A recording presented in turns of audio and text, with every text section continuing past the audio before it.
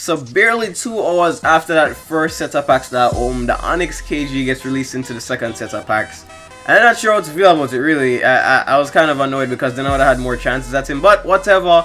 This is his stats, and this is actually the 95 version, the original version from the blacktop glitch mode, where he's just a 95. This is the base of him, but they ended up increasing him to a 97. The biggest, I think the only biggest upgrades them did game to get to a 97, I think, is him driving layup went up, him driving dunk went up, because they weren't 99 yet when they should have been.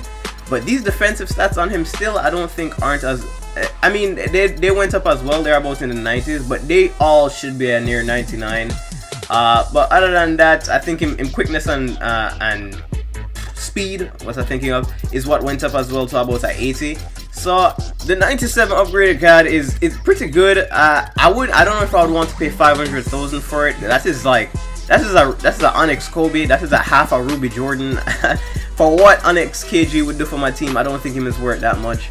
And as a comparison, I'm showing you guys this Ruby Anthony Davis, which is I'd say is a great alternative to him if you don't want to pay that much for him to begin with.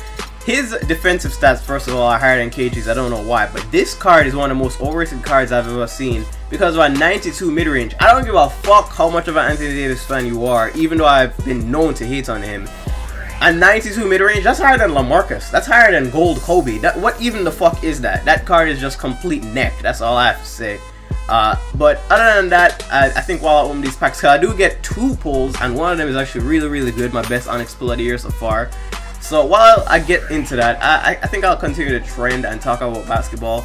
Last video I talked about the trade deadline, but this time I haven't had, because I don't do pack openings much anymore, I haven't had time to just sit and talk about the league and what I think of it, because I watch basketball pretty religiously, not as much as I did before because I just don't have as much time anymore. But I do keep up when I can, and I think, alright, basically every prediction I've made so far in the year has come to fruition. The Bulls, even when they was playing well, I did predict that them was going to slow down because I saw how they were playing, and they were playing power way too much. I think power was going to slow down by the playoffs, and they're losing to unnecessary teams. They lost to the Celtics, they've lost to a couple of teams under 500, and they're just not as consistent as them should be, and I don't think they're championship ready. I do see them going to the Eastern Conference Finals at least. I predicted that when the Cavs were on them terrible losing streak that they were going to get together, and it's just a matter of chemistry, which does not take long, and then look at where they are now. And there's the first Onyx. I did lead up to it I was like, oh my god, if this is the KG, could I pull the KG? Please, base god. Anyway, the Cavs did pick it back up, and I do see them coming out of the East. I don't, it's just, there is no other team, fuck off David West, there is no other team that I really see that has the potential in the East, and that's what I thought at the time. And the Hawks, I'm still not a believer. I love the way they're playing, I like seeing team basketball, but I think they're just having one of those seasons that the Nuggets did a couple seasons ago when Iggy was on the Nuggets, and there was just all role players with George Karl winning Coach of the Year, and then end up getting first round and out to the Warriors. Like, I just think it's one of those seasons. And in the West, I am sorry. I'm sorry. I know I have a lot of Warriors fans as subs. I do not see the Warriors coming out to the West. They're too jump shot reliant. It's just how it is. Them rely on jump shots and 2 players making jump shots. Not just the 2 players, but their entire team making 3-pointers and those 2 splash bros going off. And a high octane offense. It's not going to happen in the playoffs. I don't see them getting past.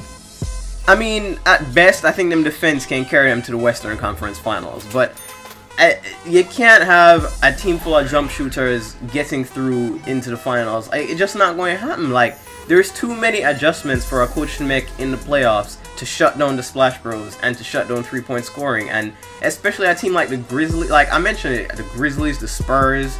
And even though they blew up the Spurs the other night, it was because they made what like 23-pointers. Like, the slower, more vet teams will beat the Warriors, and that's just how it is. You just have to hope them don't get matched up with them. And then Alonzo Mourning, that is, I couldn't argue with that. That is better than a Jeremy Lin or a fucking David West like I just got. I actually wanted this card when I saw it first come out, and that is actually a really good pull. But I think the big man, ever since I got Yo, the big man in general has been just a stack position on my team.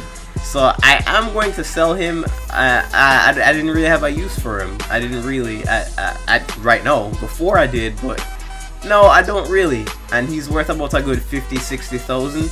So Alonso is actually a really good, really cool pull. And I'm just going to go over the stats at this point.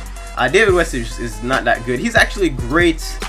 A great player if you can, you know, he's a great value Onyx player. You can get him for like 5k, and for his stats, he's actually really fucking good. But not going to cut it in road to playoffs for my team. But other than that, as for who comes out to the West, it's going to sound weird, but I do think it's the Grizzlies that will come out to the West. I think it's about time them stop getting cut off at the Western Conference Finals and semifinals and go all the way. I think it's about time that is the Grizzlies go to the finals. And out to the East, I still say it's the Cavs that can do it. That's just personally. In the East is a toss-up, really, if the Cavs can keep them chemistry going. But if they can, there's no reason the Cavs can't come out to the East. In the West, I really do think is the Grizzlies. But Alonso is a great. I think he would be a great power forward. He's Bill Russell reminiscent for me, but with better offensive stats. I think it's just he has a really high close standing layup, standing dunk, and a 99 block, which is obviously can never turn that down. Great defensive stats and help defensive stats. But he's only 6'10", and as you guys know in my team this year, that height cheese is some shit. So he would be a great power forward, but the only power forward that could really cut my team at the moment is the Onyx Kevin Garnett, who, like I said, don't think is worth that much MT. So I will take it little by little and see if I will end up being able to afford him. Other than that, I'll have a gameplay up by I think Monday or Tuesday.